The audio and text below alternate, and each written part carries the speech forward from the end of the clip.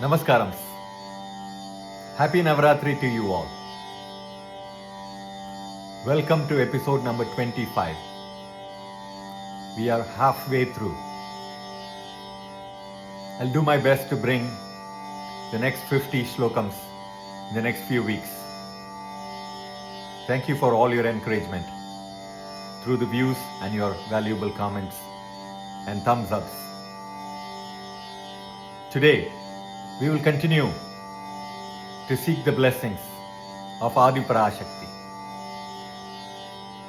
through the divine verses of Adi Shankaracharya's Saundarya Lahari. Today, we will recite Shlokams 49 and 50.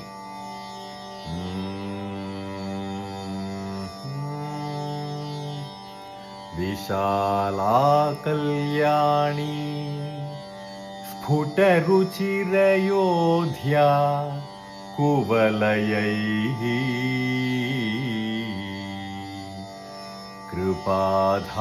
कृपाधाराधारा किमपि मधुरा भोगवतिका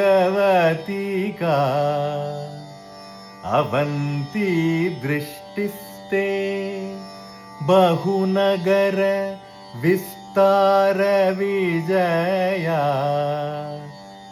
ध्रुवं तत्तन्नाम व्यवहरण योग्या विजयते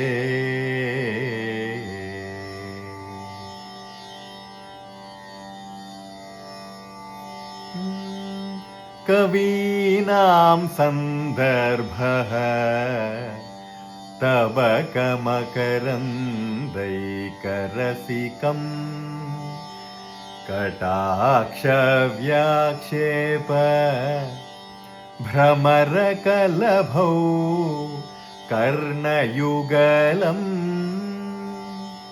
अमुञ्चन्तौ दृष्ट्वा तव नवरसास्वादतरलौ वसूया संसर्गात्